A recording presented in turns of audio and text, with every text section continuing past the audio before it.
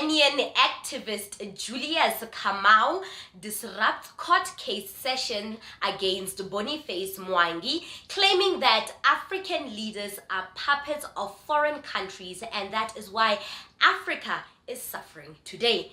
Hello, my name is Reneilwe Morema and I am your host right here on the African Diaspora News Channel, reporting live from Johannesburg, South Africa. There's no justice in this country. There's no justice for the people in this country. The justice system in this country is broken. We cannot persevere. We cannot go like this. We must fight until the very end. I'm ready to die for Africa. Africa has suffered for so long. And I even need a coming. We are brothers. Release our brothers. Release our brothers. Where is your Mwangi? Where is your Mwangi? Release our brothers.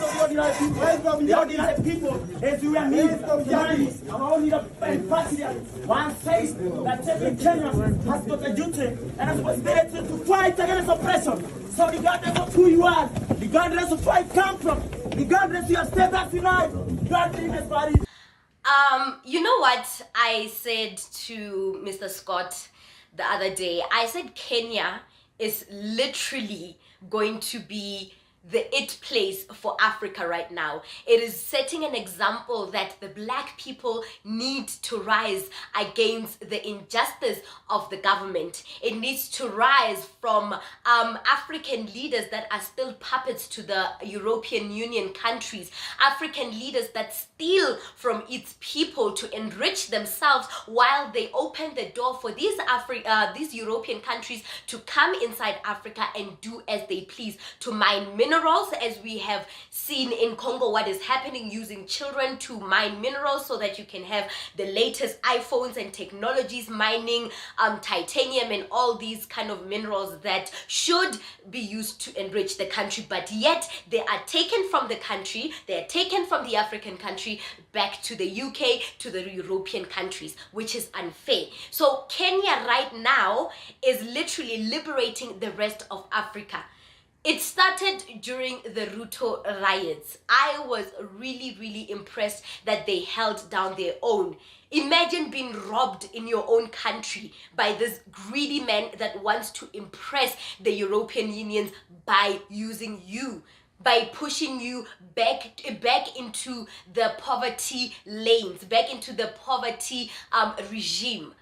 It's crazy how the European countries thrive on our poverty. It's crazy how they thrive when we are subservient to them. It's crazy how they thrive when we are inferior to them. And you know what is also crazy? I saw a comment that says, you know why Africa is suffering the way it's suffering? Because it owes these European Union countries. It takes out huge amount of loans so that it can keep the continent afloat, and then when it's time to pay back, the people are now striking, the people are now taking to the streets. But how is a government supposed to pay back these European Unions without increasing tax rates?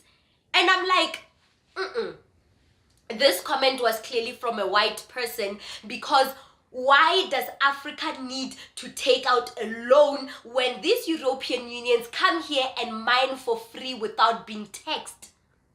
How about that?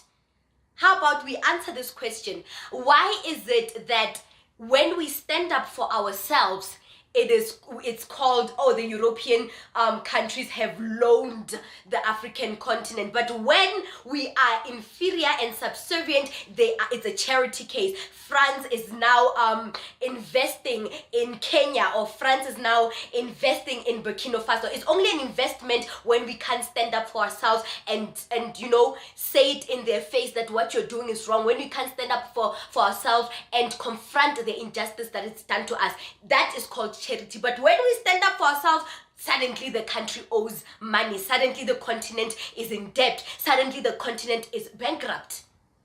Guys, do you think it's right that all the African countries are now independent, but their government systems like healthcare and education still heavily relies on charity from the West?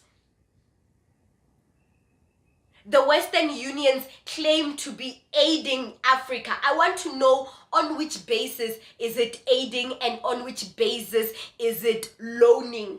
I want to know, because I can't tell the difference. Sometimes it's a charity, they're helping us. Sometimes we are owing them billions and trillions. Which one is it?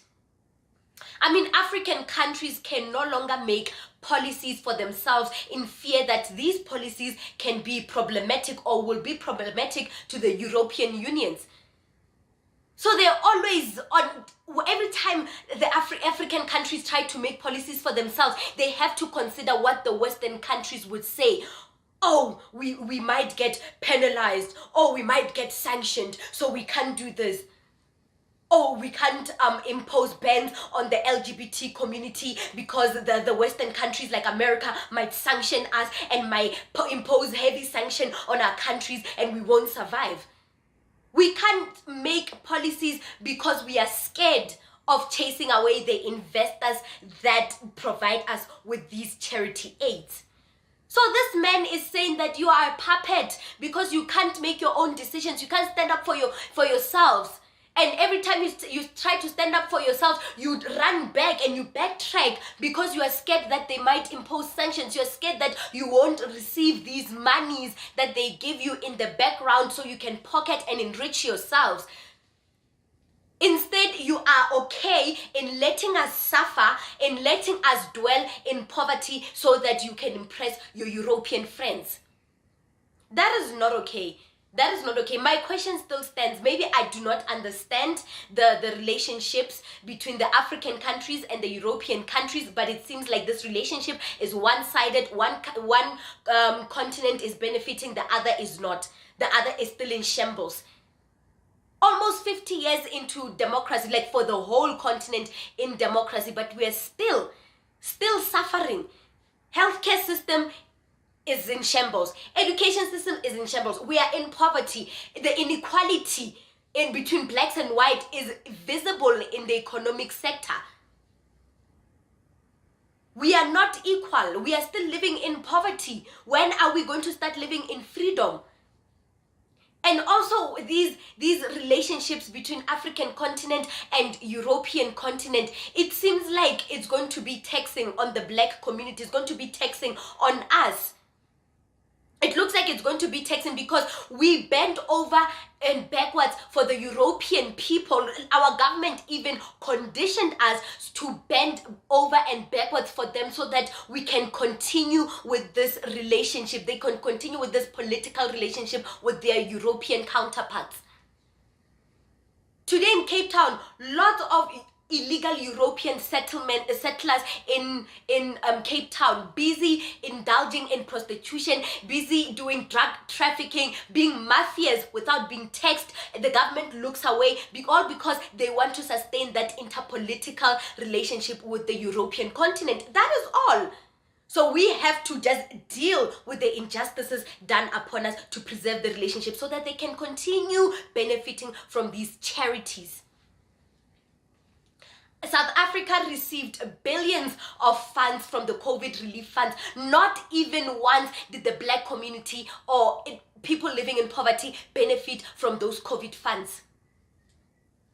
So I don't know what this relationship is about, why we are so scared to stand up for ourselves. But that man in Kenya, Kenyan people are showing us that, you know what, Africa, put your foot down. Black people, put your foot down. This is your continent. You cannot continue to be bullied in your own continent. You can't suffer in your own continent while people come here with their big mining companies, their big mining,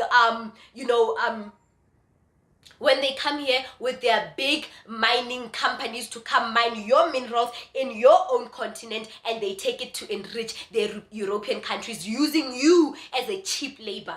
It can't. The time has come for the black community to stand up, for the African community to stand up on its own 2 feet and say, you know what, we do not want these politicians that will act inferior to the European Union. We do not want these leaders that will sell us to these European unions so they can use us as cheap labor to enrich themselves. We are done. We must do away with such leadership. This is neocolonization in broad daylight in the 21st century. We should stop it. What do you think about this segment? Comment to us in the comment section below. Don't forget to like and share the broadcast. Subscribe to our YouTube channel. hit that notification bell so you don't miss these groundbreaking conversations right here on the African Diaspora News Channel. Introducing the African Diaspora News Channel app, your gateway to stories that's overlooked by the corporate mainstream media. And we serve as the voice to the Chufao Black community. Again, we got Dr. Candace Matthews. A lot of these documents, looking at. We are committed to informing and educating through the power of media. This country is supposed to be about the land of the free for all. It has not been free for Black people, and we are tired. With our platform, we're helping to end injustice by exposing it. Join us in standing for excellence in journalism and serving our community. Download the African Diaspora News app today.